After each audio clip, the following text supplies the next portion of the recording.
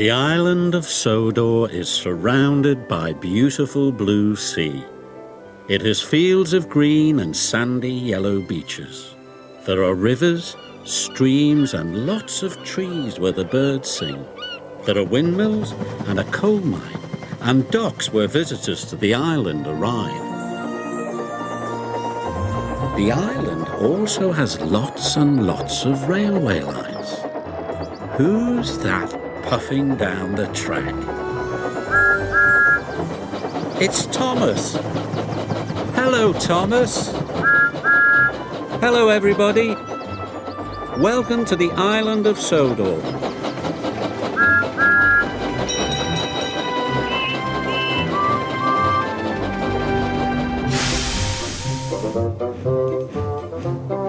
The island of Sodor is a busy, bustling place.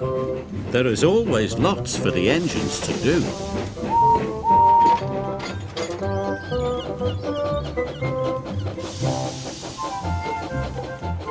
One morning, Thomas was shunting trucks in the yard when the fat controller came to see him. The fishermen have caught their biggest catch of fish ever. Thomas, you must help Arthur take them to the docks. Thomas was fed up. He didn't like the smell of fish. And when he got to the fishing village, there were lots of trucks, all stacked full of fish. Thomas had never seen so many fish. Phew, he puffed. What a horrible smell. Then Arthur arrived. Arthur warned Thomas that the route to Brendam Docks was bumpy. Only take 5 trucks at a time, said Arthur, and go slow and steady. Arthur carefully collected 5 trucks. Then he puffed slowly out of the harbour yard. Thomas looked at all the fish trucks. He didn't want to go slow and steady. He wanted to get his smelly job over with. So Thomas shunted all of the trucks into a long line. And he puffed out of the village. The trucks were heavy and smelly, but Thomas was pleased his job would soon be over. But then the troublesome trucks decided to have some fun. The trucks wiggled and they giggled. They made Thomas's journey very bumpy. Some of the fish were shaken loose. Yuck! Thomas gasped. I wish I'd have taken fewer trucks. Thomas puffed hard. He pushed the long line of trucks up the hill. He started to puff down the other side. Thomas tried to go slowly, but the trucks wanted to go faster. On, on, on, they cheered. Thomas went faster and faster. Cinders and ashes, Thomas cried.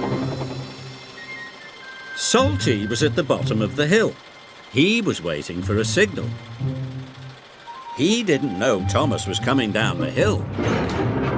Thomas was out of control. Thomas braked as hard as he could, but the fish trucks were too heavy.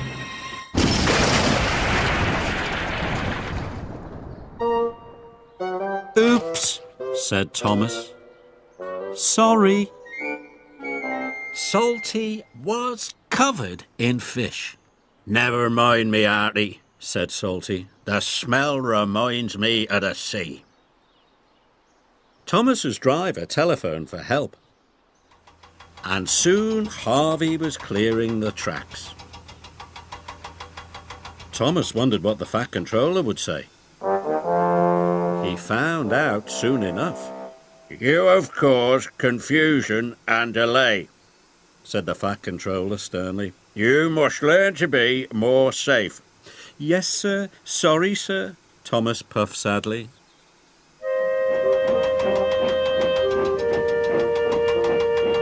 This time, Thomas shunted only 5 trucks together. He took a deep breath and chuffed away.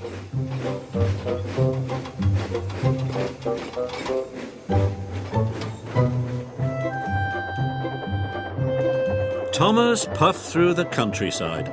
"I will get to the docks on time," he cried, but the troublesome trucks were up to some of their old tricks. "Hold back!" they giggled. But this time there were only 5 trucks. Thomas biffed and bashed and bumped them, and the trucks weren't troublesome anymore.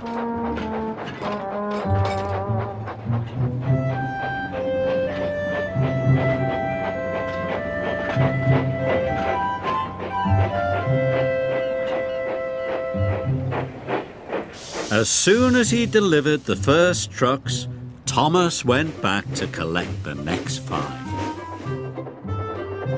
His coupling smelled of kippers and his cabin smelled of cod, but he was working so hard he forgot all about the smell.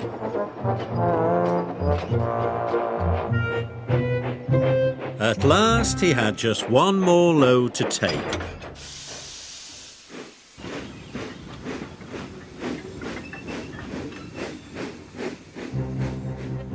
But it was nearly time for the ship to leave. Thomas raced as fast as he could. His axles ached and his buffers were bashed, but he got to the docks just in time.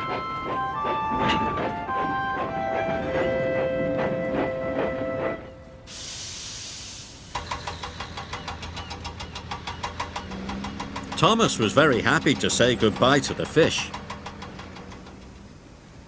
Then the Fat Controller came to see Thomas.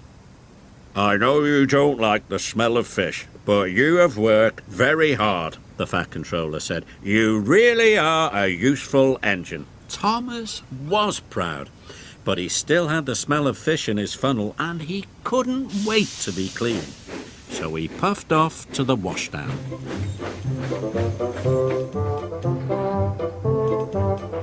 Arthur and Salty were already there. "Getting clean is lovely," puffed Arthur. "Best part of the day," said Salty. "Especially when you smell of fish," said Thomas.